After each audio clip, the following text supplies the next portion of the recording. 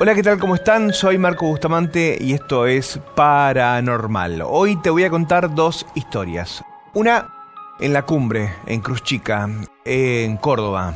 Ahí está la casa de Manuel Mujica Lainez, El Paraíso. Te voy a hablar de esos fantasmas. Y el segundo, en Escobar, donde un matrimonio asegura que en su patio trasero habitan dos fantasmas.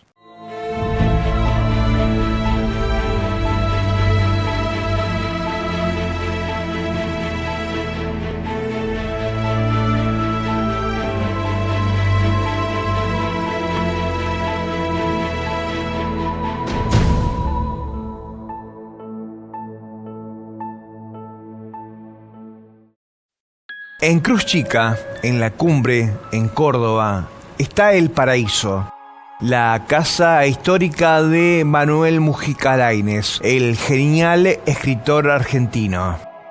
Hoy te voy a contar y vamos a investigar la historia de los fantasmas de este lugar. Una historia tan apasionante y encriptada como los libros de Manucho. Manuel Mujica Lainez amaba este lugar.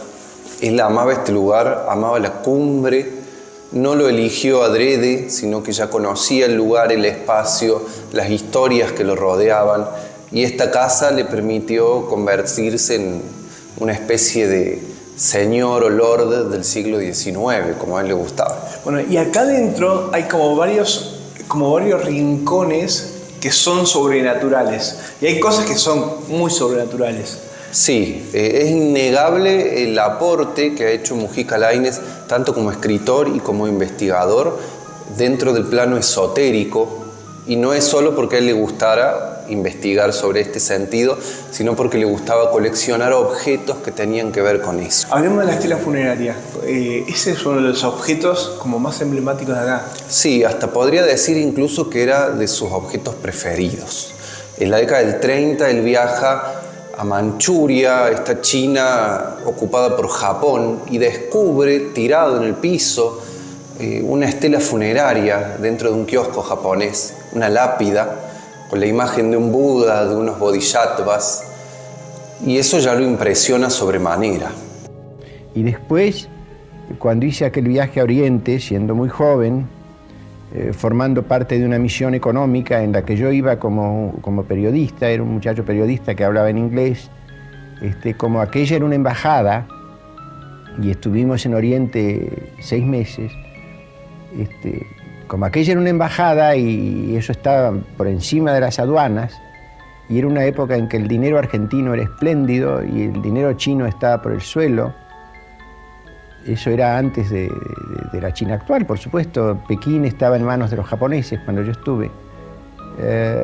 Volví a la Argentina con 17 cajones grandes, llenos de cosas.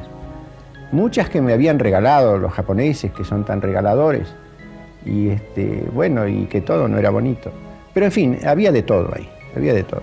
Pero había cosas estupendas. Y muchas me han quedado y han pasado los años que van del año 40 ahora. Me contaron que entre esas cosas había una estela funeraria con una inscripción. Ah, sí. Un tanto estremecedora, ¿no? Sí, eso lo compré en Manchuria, en Mukden, en un templo. Estaba tirado en el suelo.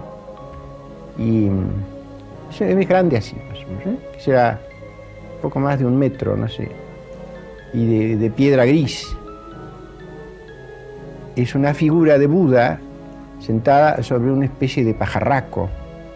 Y alrededor hay esos que llaman los bodhisattvas, que son esos ángeles, ¿no? del budismo. Cuando hicimos esa parte del viaje, los japoneses que nos llevaban, nos rogaron que no comprásemos nada pesado. Porque, claro, teníamos que pasar de un tren al otro y tal, entonces andaban con unas valijitas nomás.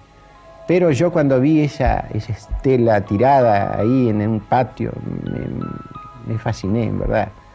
Y entonces me volví solo, después que todos se fueron al hotel, me volví solo. Y había ahí un bonzo, y bueno, y más o menos nos entendimos, y la compré por nada. Me veo volviendo al hotel en 2 rickshaws. Yo en uno, el hombre llevándome, Y en el otro, y el horror de los japoneses cuando llegó eso. Y yo dije, si no viaja conmigo esta piedra, yo me vuelvo a Tokio. Y me acuerdo del resto del viaje que seguíamos andando y detrás siempre iban 2 japoneses llevando aquel cajón. Bueno, cuando volvimos a Tokio y lo abrieron, yo vi que tenía una inscripción detrás. Entonces con un papel y un lápiz saqué la inscripción. Había conocido en el Museo Imperial a un viejito que era un arqueólogo y le llevé la inscripción para pedirle que me la tradujera.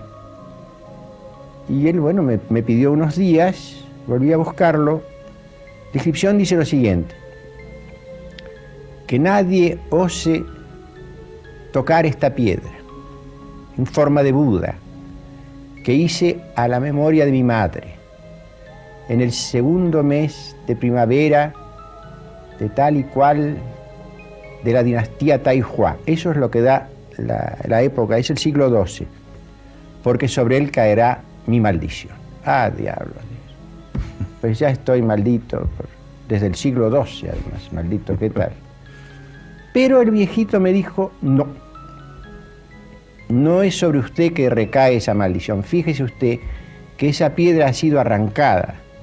Fíjese que está rota abajo, en efecto, la base tiene una rotura así. Ese sí, quién sabe cómo le habrá ido, pero a mí no me ha ido mal, Por supuesto, Manucho ya la encontró arrancada, tirada, pero el hecho de que rodease esta maldición a ese objeto, a él lo impresionó todavía mucho más. Después, otra cosa que llama mucho la atención es el baño, ¿no? Con todas esas manos. El baño está cubierto de figas o higas afro-brasileras que son símbolos de protección, de buena suerte, de poder, pero están dentro del plano esotérico porque todo lo que hace referencia a la cultura afro-brasilera se ha perdido. Así que es más la idea de lo que no se sabe de lo que está ahí colgado que lo que se sabe en realidad. Después está la parte de la biblioteca que tiene todo un rincón que es parte de hechicería, brujería, maldiciones, exorcismo, ¿no? Sí, al escritor le encantaba coleccionar libros de esoterismo, de magia negra, tenía de hecho libros siempre con el plano de la cuestión mística, de fantasmas. Y curiosamente esa es la única sección de la biblioteca que está rodeada por crucifijos, por rosarios, teniendo en cuenta además que el escritor no era un ferviente creyente, pero creía en la simbología detrás de la cruz. Y la protección, ¿no? Claro, proteger ese espacio de la biblioteca en particular que tenía estos libros. La biblioteca creo que es enorme. Bueno, no es enorme, hay 20.000 libros. Hay 20.000 libros, lo que sí está muy bien clasificado, se sabe en dónde está cada uno de los 20.000 libros, sin que haya un fichero, porque están puestos por temas, pero como en las librerías, están por orden alfabético, entonces uno encuentra las cosas. Hay ejemplares, creo, muy importantes. Bueno, no especialmente. Hay cosas raras, sí, que me han regalado, o que han caído en mis manos, o que he heredado. Ya te digo que en mi familia había, hay más de, hay 150 años de escritores, y entonces los libros se han pasado de mano en mano, y los manuscritos. Hay un manuscrito muy raro, es creo que es la primera y la segunda parte de la Amadís de Gaula, el manuscrito de la traducción al francés de la Amadís de Gaula, hecho en 1540. Eso lo tengo, es una cosa muy rara. También me hablaron de un libro que es como una invocación al diablo. Tengo muchos libros de demonología, pero tengo uno especialmente raro de demonología, que es un libro hecho por el astrólogo de Carlos V, que se llamaba Henry Cornelius Agrippa. Y este ejemplar es especialmente extraño porque perteneció a un personaje del siglo XIX que se llamaba Stanislas de Guaita, creo que era italiano, bueno, vivió siempre en París, que era un mago y que parece que era un personaje que se las traía. Y faltan en el libro, faltaban en esa edición las páginas de la invocación al diablo y están copiadas por él, con su letrita muy minuciosa, por este Guaita que te digo que está el ex libris de él y la firma de él. Ese es un libro rarísimo. Hablemos de los fantasmas, porque Manucho tenía una relación diaria con un fantasma que habita ese lugar. Exactamente. El primer dueño de estas tierras, que fue Mr. Latham, es un personaje que es asesinado en lo que hoy sería el Jardín de Invierno. Por supuesto, en ese momento no existía esta casa, pero había una construcción más pequeña. Es asesinado por una empleada enviada por su mujer al descubrir que este hombre le fue infiel. Ese personaje Manucho lo vio 2 veces dentro de esta casa. Primero en los parques. Él dice, y lo cuenta en la novela Cecil, vi que un señor muy inglés con sombrero de copa iba caminando por el parque y salí a recibirlo porque la gente viene a mi casa y entra, y lo perdí de vista.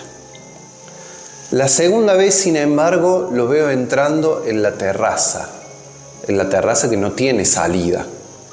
Primero me pareció algo impertinente, metiéndose en mi casa, pero bueno, en la terraza no se me iba a escapar. Cuando sale a la terraza, Manucho la ve completamente vacía. Posteriormente, investigando, recabando información como era su costumbre, descubre una foto de este primer poblador. Lo señala y dice, este es mi fantasma. Lo curioso es que él no lo vio como una aparición, como un espectro, sino como un ser vivo, como veríamos a cualquier otro. Y no hay duda que la energía de Manucho está por todas partes. Está, y de hecho hemos recibido visitas de mediums, de personas que tienen cierta atracción hacia lo paranormal y muchas veces nos han comentado, lo siento en este espacio, lo siento en este otro, hasta incluso a mí me han llegado a agarrar. Una vez me pasó una mujer, me agarró las manos, me miró a los ojos y me dijo, cuídame las plantas, nene, y te agradezco por todo el trabajo que haces en mi casa. Me soltó las manos y siguió la visita como si no hubiera pasado nada. Ay, qué loco, ¿y qué sentiste?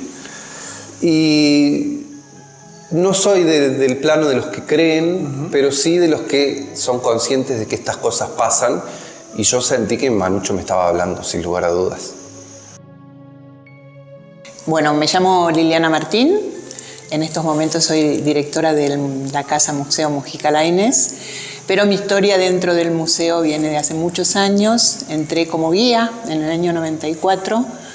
Tuve el placer de conocer a Anita de Alvear, la mujer de Manucho, y ella me tomó como guía. Y después, bueno, tuve también el placer de clasificar la biblioteca con Lucía Pravia, que en esos momentos era directora del museo. Me imagino que en todo este tiempo has escuchado todo tipo de historias. Todo tipo de historias y también vivirlas, ¿no? Porque esta casa yo creo que debe ser uno de los lugares de trabajo más lindos, porque cuando llegamos acá nos sentimos que estamos trabajando, estamos como en familia, con un grupo que hace muchos años también que trabaja en el museo. Y bueno, nada, la fundación me dio la posibilidad en el año 2012 de reemplazarla a la que era directora. Y bueno, desde el año 2012 estoy en este cargo de directora del museo. Hay como varios puntos de la casa que son muy esotéricos. Recién hablamos del baño. El baño con todas esas manos ahí. Las figas. Es muy impresionante, ¿no? Bueno, era un poco la parte así divertida, pero también de mucho conocimiento de parte de Manucho, ¿no? O sea, todo lo que era esotérico también tenía una parte en la biblioteca de libros que tenían que ver con el esoterismo. Bueno, era parte de él también, ¿no? Ese baño no lo tiene cualquiera. ¿Por qué pensás que él se sentía como expuesto en el baño? ¿Por qué esa relación? Bueno, en general es como de teoría que uno en el baño se desnuda, ¿no? Y entonces la protección viene justamente en el lugar donde uno está más desprovisto de ropa y más, digamos, vulnerable, ¿no? Entonces creo que Manucho esa protección la llevaba al baño justamente por eso. Ya que catalogaste la biblioteca, ¿está todos esos libros que tienen los crucifijos que son impresionantes, hay de hechicería, magia negra, exorcismo. Sí, sí, sí. ¿Qué te pasó cuando estabas clasificando esos libros? En ese momento lo que sentíamos, primero que empezábamos a descubrir hasta palabras que no conocíamos o que no eran habituales, incubos, claro. O sea, todo lo que era digamos, el tema de demonología y los términos que uno no usa habitualmente en sus palabras. Y clasificar la biblioteca era como, yo siempre digo que era como meterse en el cajoncito de la mesa de luz de alguien, porque ahí podías descubrir todo en la vida de Manucho, qué estaba escribiendo. Seguramente para El viaje de los 7 demonios usó muchísimo de esos libros. Y tenía que ver con esto, ¿no? Con cuando estaba por escribir Bomarzo, todo lo que era el Renacimiento, la Edad Media, o sea, todo este tipo de cosas la descubrimos en la biblioteca, e incluso sus viajes, o sea, por dónde estaba. Y una cosa que a mí me maravillaba de los libros cuando los clasificábamos era que Manucho era muy crítico y hacía escribía en los libros que él estaba leyendo, y si el libro estaba escrito en francés, sus notas eran en francés; si estaba escrito en inglés, sus notas eran en inglés. Generalmente bastante críticas al autor de ese libro, ¿no? O sea, las leyendas que había. Los libros de demonología están protegidos, resguardados por crucifijos que él puso ahí en la biblioteca. Sí, la verdad que no sabría decirte cuál fue la intención, porque también esta biblioteca fue, primero ordenada por él. Él la trae de lo que es la cochera, la lleva al cuarto que perteneció a su madre. Cuando ella fallece, traslada toda la biblioteca allí. También hubo muchos movimientos de esa biblioteca. Queremos suponer de que esas cosas tenían algún sentido para Manucho, pero no sabemos cuál era. ¿En qué lugares lo sentís a él? ¿En qué lugar lo sentís a Mujica Lainez acá? Para mí, siempre que entro a la casa me fijo en un almohadón que muchas veces aparece como si alguien se hubiese sentado, que es en el salón principal, frente a la chimenea. Y siempre tengo la sensación en ese lugar, a pesar de que el lugar más vivido por Manucho y Anita era la salita del té, sobre todo en invierno, que hace mucho frío acá, pero ese lugar para mí tenía algo que ver con la presencia de Manucho, que siempre la sentimos, y no la sentimos ni con miedo ni con mucho menos. Sentimos que muchas veces hasta nos dice, a mí me pasó la vez pasada que estaba buscando un artículo en un libro, en Los placeres y fatigas de los viajes, porque me lo pedía un investigador. Entonces yo digo, me tengo que repasar todos los libros. Era sobre un viaje a Grecia. Voy a la biblioteca nuestra de consulta, abro el libro y el viaje a Grecia estaba marcado con un señalador. Claro. Entonces yo digo, bueno, no me tuve que leer los libros para buscar el viaje a Grecia. Estaba con un señalador en la página exacta que yo necesitaba. Esas cosas son como muy, muy habituales, ¿no? Él fumaba pipa, ¿no? Sí, fumaba pipa. Habanos. Sí, habanos, sí. ¿Has sentido la fragancia de ese? No, eso no. Me acuerdo sí de Lucía, que era la directora anterior a mí, que ella siempre venía a terminar su trabajo de administración acá a la casa, y dice, las veces que yo he sentido como si fuese que una puerta se abre y entra viento, pero las puertas están cerradas, ese tipo de cosas sí nos pasan, ¿no? Pero te digo, estaremos inmunizados con el tema del miedo. Siempre lo vemos como manifestaciones de la casa que no tienen nada que ver con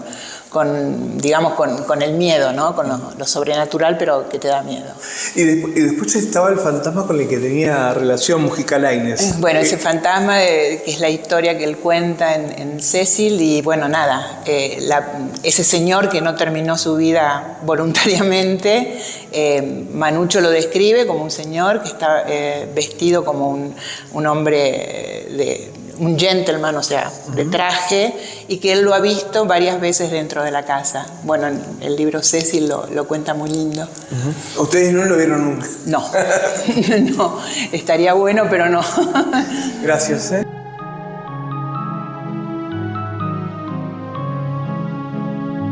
Se llama El Paraíso, lo cual es una casualidad más de las muchas que se han producido en mi vida y que me hacen tanto pensar en lo sobrenatural, en lo mágico. porque yo publiqué hace muchos años, no recuerdo qué año, pero hace muchos años, cerrando un ciclo de novelas sobre la sociedad porteña, la sociedad de Buenos Aires, publiqué una novela que se intitula Invitados en el Paraíso, y el Paraíso era el nombre de una quinta, y ahora vivo en una quinta que cuando yo la compré se llamaba El Paraíso. Y mi mujer, el apellido de su familia es Alvear, que es una de las familias más antiguas de allá, y la calle donde está El Paraíso se llama Alvear, ¿no? Son casualidades que se dan.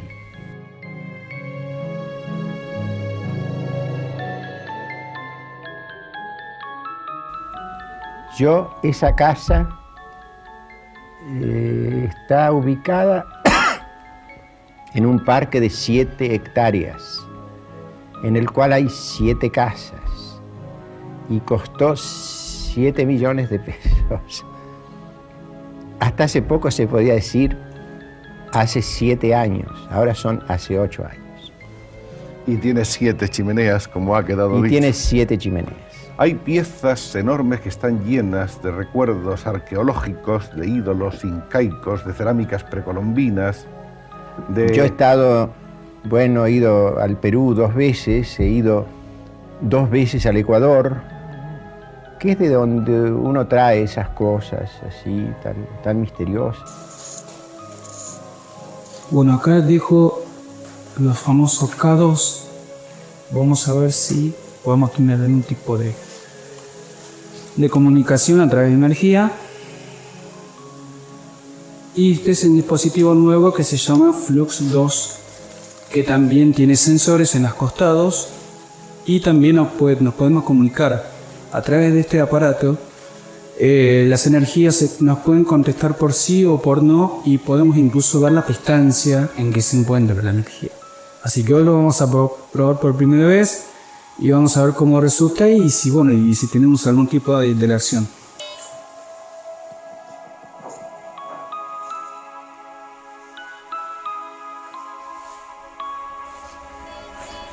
Ahí se acaba de encender.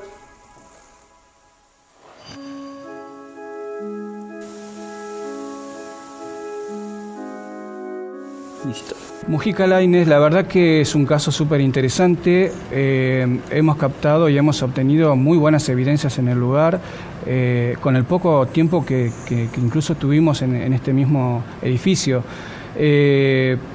Yo emotivamente me emocioné porque fue una energía que pudimos captar en la investigación muy interesante. ¿Qué sentiste? Fue una energía, un manto de energía de conmoción, ¿no? Fue algo emotivo, así, esa es la palabra, fue algo emotivo, a tal punto que en una oportunidad giro mi cabeza y veo que la directora y ayudantes o colaboradores también estaban llorando en esta situación de energía, ¿no? de investigación. ¿Y estamos en condiciones de asegurar que la energía, la presencia de Mujica Lainez habita el lugar todavía? Estoy 100% seguro. ¿Que se manifiesta cómo? En este caso se manifestó a través de dispositivos especiales que pudimos llevar. Si hay alguien acá con nosotros, le pido que se acerque a ese cuadrito negro. Sí.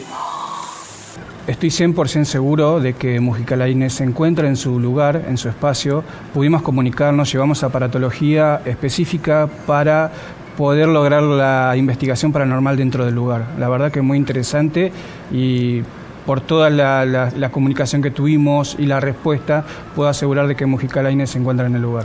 ¿Estás acá con nosotros? Mujica, ¿sos vos el que estás acá con nosotros? El lugar favorito de Mujica Lainez era el baño, donde tenía una protección llamada figas, que eran unas manos que sobresalían. Esto lo obtuvo de distintos lugares. Él se sentía protegido por estas figas y todos dicen que era el lugar favorito de Mujica Lainez, en donde él se sentía protegido de estas entidades. Cuando dije ok, sentí una voz que contestó y me volvió a contestar a refutar en el equipo. Ahora, si te estamos molestando, por favor, quiero que me lo digas. Por rojo no, por verde sí. Tomar la energía de los dispositivos. No tengas miedo, no venimos a hacerte daño. Amo los trabajos, amo toda tu trayectoria. Y me gustaría tener una interacción con vos y te agradezco por habernos contestado. Bien. ¡Wow! No quiere que nos vayamos. En el baño fue el lugar en donde se activaron todos los dispositivos. Hubo una manifestación muy fuerte. La verdad que era un lugar muy interesante.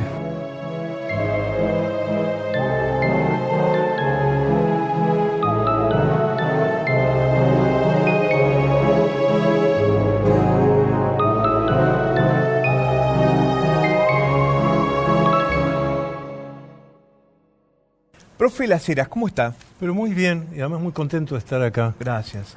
Sí. La verdad que es un honor tenerlo. Oh, gracias. Profe, Sí. 3 libros. La producción que ha tenido en la parte de investigación es inédita en Argentina. Sí, tan inédita es que te tengo que decir que mi primer libro, Sí.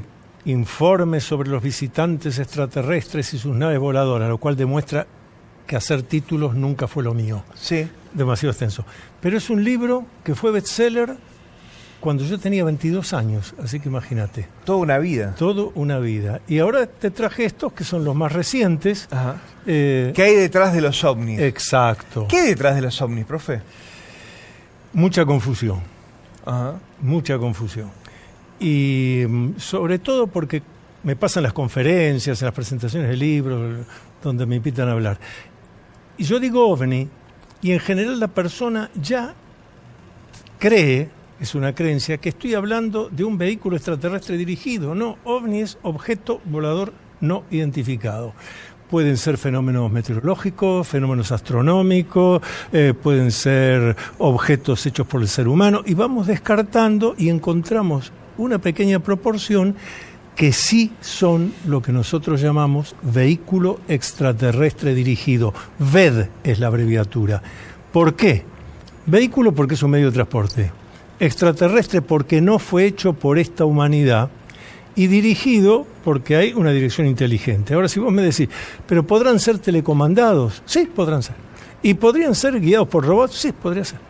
¿Y podría ser que adentro haya extraterrestres? Sí, podría ser, pero eso no conocemos. Pero que hay vehículos extraterrestres dirigidos, sí. El segundo libro es Masonería en Argentina, y la masonería en Argentina tiene una historia y una influencia histórica. Por eso el subtítulo es Masonería en Argentina, Enigma, Secreto y Política. Fíjate, si vos me decís mayo de 1810, y yo te digo, mayo de 1810 le hicieron los masones, salvo Ascuénaga, todos los demás eran maestros masones. Ajá. Si vos me decís, bueno, pero la idea de independizar esta parte de América, la corona española, surgió en 1810 porque el derrocamiento del rey de España, yo te digo, ¿y entonces cómo me explicás que en 1795, a mí me gusta decir así, en la aldea de Buenos Aires, porque en 1795 Buenos Aires era una aldea que cada vez que crecía el río se inundaba, no tenía una calle empedrada, nada. Pero en 1795 ya había en la aldea de Buenos Aires una logia masónica que se llamaba Independencia. La idea de independencia ya estaba acá. Y en esa logia Independencia fue iniciado como masón nada menos que Manuel Belgrano.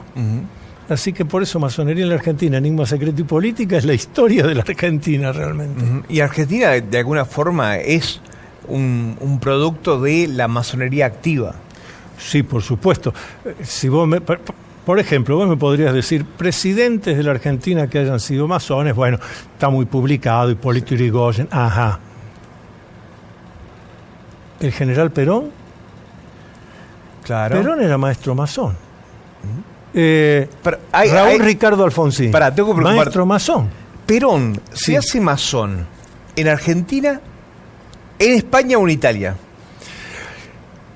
Ni lo uno ni lo otro. Mirá vos. Masón, Perón es iniciado aprendiz masón en Chile, cuando él estaba como agregado militar, obviamente no era general, como agregado militar en la Embajada Argentina en Chile.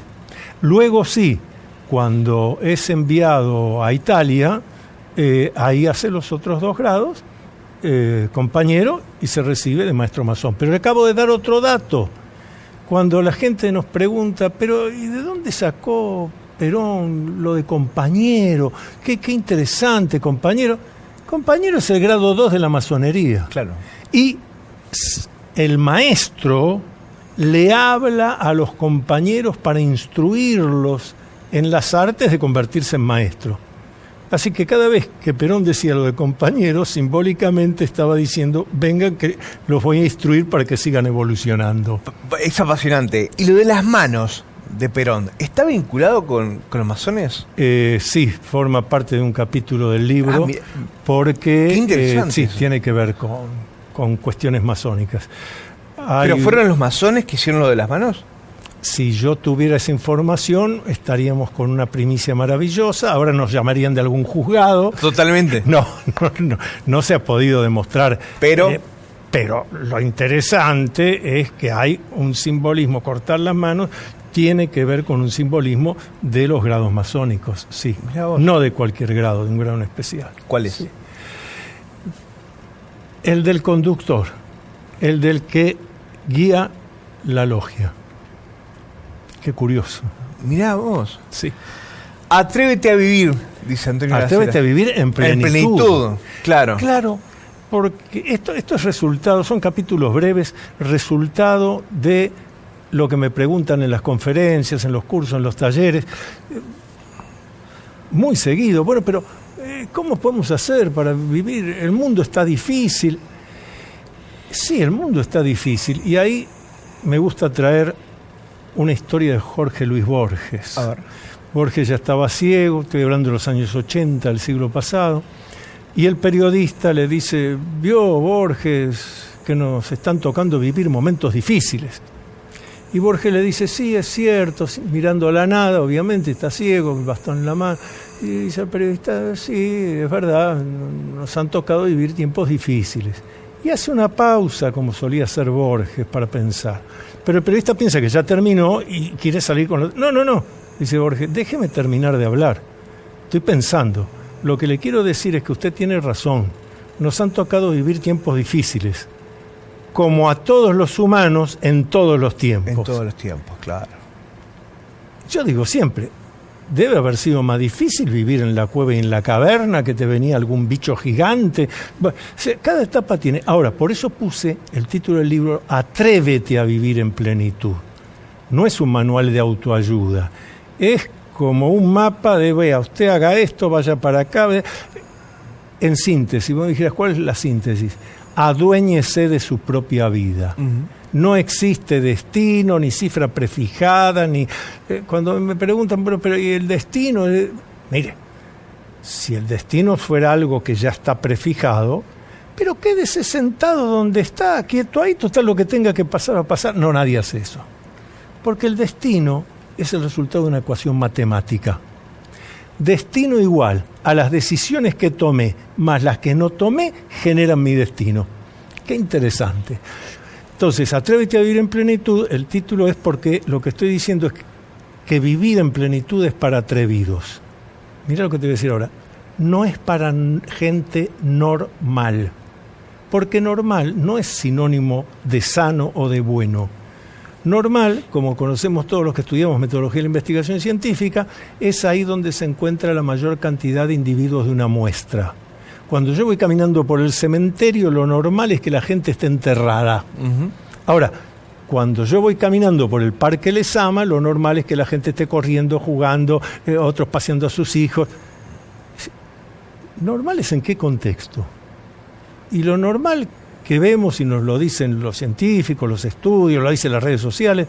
Lo normal es que la gente esté angustiada, ansiosa, frustrada. Bueno, yo le digo que si se atreve, va a poder vivir en plenitud. ¿Qué es lo que más le preocupa hoy a usted? ¿Qué es lo que puede llegar a evitar que usted viva en plenitud? Bueno, en realidad está en una palabra que vos usaste. Si yo me preocupara, no voy a poder vivir nunca en plenitud. ¿Preocupar qué significa? De vuelta es una cuestión de ansiedad. Me preocupo, o sea, me ocupo antes de que me tenga que ocupar. No hay que preocuparse. Lo que tengo que hacer es ocuparme. Y luego ocuparme de algo que señalo mucho en el libro, que es diferenciar muy bien. Me gusta, no me gusta, quiero y no quiero son engaños de la conciencia mediatizadas por los estímulos externos.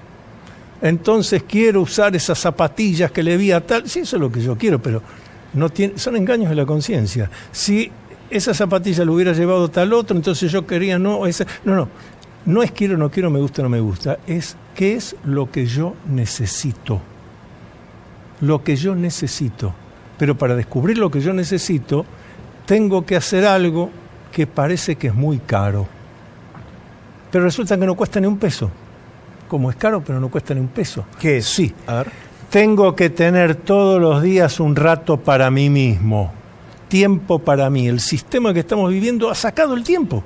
Tiempo que tenían nuestros padres, nuestros abuelos y de ahí para atrás, se han sacado. Si yo no tengo tiempo para pensar qué decisiones tomo, a ver, pero ¿por qué hago esto? ¿Cómo me puedo asesorar adecuadamente? No opinología, que es la pandemia que hay, todo Occidente, opinología. Opinamos de lo que no tenemos la menor idea. Bueno, muy bien, pero por algo pasa eso. Entonces, si todos los días hago un rato para mí, para mi meditación, para mi introspección, para pensar lo que estoy haciendo, la vida va fluyendo. Pero tengo que tener tiempo para mí, que parece que es más caro que otras cosas. Profe, gracias. Al contrario, gracias a vos. Y en Escobar, provincia de Buenos Aires, un matrimonio asegura que es atormentado por presencias que viven en su patio. Y ahora, el domingo, el lunes, de domingo para lunes. Silvia, ¿alguna vez había pasado esto o es la primera vez? Es la primera vez, jamás vi. De hecho, nosotros nos quedamos revisando, ¿viste? Lo que es alrededor de la casa para ver si era un reflejo de luz y no había nada que pudiera reflejarlo. ¿Y la cámara estaba limpia? ¿Había alguna telaraña enfrente o algo? Nada, yo pensé también, puede ser alguna telaraña, algo, nada. Estaba limpio el lente, lo había limpiado también en ese momento, pero no había nada. ¿Y nada que haga. ¿Esa cámara está a la sombra de algún techo que pueda estar colgada alguna telaraña de un techo o algo? Está bajo el techito, pero no hay ningún tipo... Si quieres te pongo para video. No es necesario, pero pero bueno, si lo vos... tengo abajo del techito. Sí. Que nada, son 20 centímetros y después ya no tiene más. Ya da directo. Bueno, ¿y ustedes? A la intemperie. ¿Qué fue lo que les llamó la atención? Estas dos como manchas blancas que aparecen flotando en su jardín. Claro, porque no era reflejo. Si bien están los bichitos que vuelan, sí, se ven cerca de la cámara. Pero esto, cuando nosotros nos acercamos, hasta acá, encima con miedo, no veíamos ningún reflejo en el piso. Claro. No había nada en el piso. Eso te iba a preguntar, porque cuando ustedes salen, eso que estaban viendo, digamos, seguía estando ahí, pero ustedes en el momento no lo ven. No, de hecho yo salí con mi teléfono porque solamente se veía a través del teléfono. Y mi marido alumbraba, pero no lo podíamos ver tampoco. Nos acercamos en oscuras y no había nada, pero veíamos con el teléfono que estaban ahí. Ah, mirá vos qué loco. O sea, pero con el teléfono, con el teléfono vos en el lugar tampoco no lo veías a través de la cámara. Claro, yo con la aplicación veía desde la cámara. Ah, ok. La cámara ok. lo tomaba. O sea, no es que ibas grabando con el teléfono, ibas viendo la cámara en vivo. De hecho, hice una grabación con el teléfono de mi hija, pero la verdad que grabábamos horrible porque no sabía, pero estaba todo oscuro. No había nada. Ajá. ¿Sabes qué estaba pensando un poco en la posibilidad de que en ese lugar, porque hace un tiempo, hace un par de años me pasó de haber investigado un caso así, donde, bueno, en realidad no era algo nada vinculado con los ovnis y sí con lo fantasmagórico, digamos, con lo sobrenatural vinculado con espíritus. ¿Pensás que en el fondo, en el patio, pudo haber ocurrido algo? O no sé, te pongo un caso.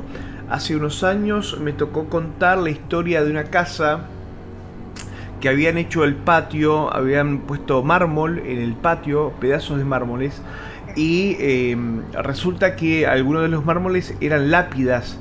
Entonces, bueno, tenían la energía de las lápidas del cementerio. ¿Ustedes tienen alguna percepción especial de ese lugar, del fondo? ¿Les ha pasado algo sobrenatural en su casa? Nosotros compramos hace un par de meses, y la casa siempre la tuvo el mismo dueño. En su momento alquiló, pero el mismo dueño durante 30 años la tuvo. Claro.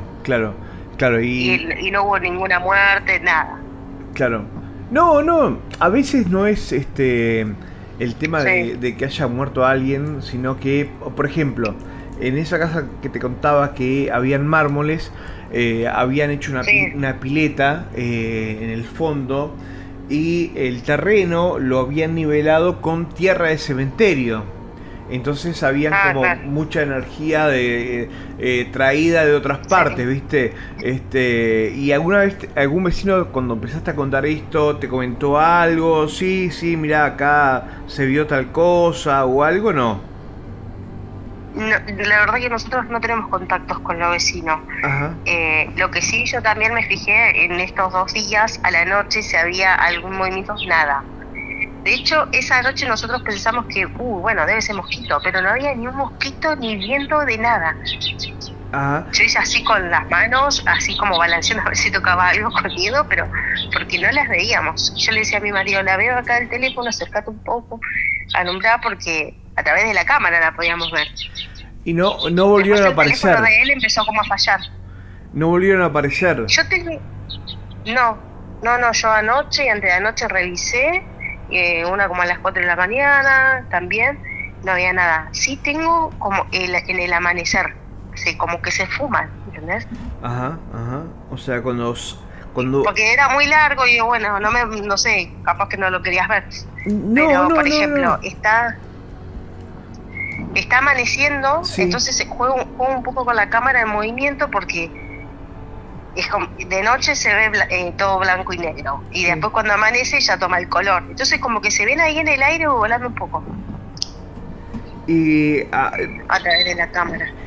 Vos sabés que yo estaba pensando que si bien podrían ser 2 objetos, también podrían ser como, por ejemplo, 2 ojos, ¿no? O sea, da la sensación de que pueden ser como 2 ojos, ¿no?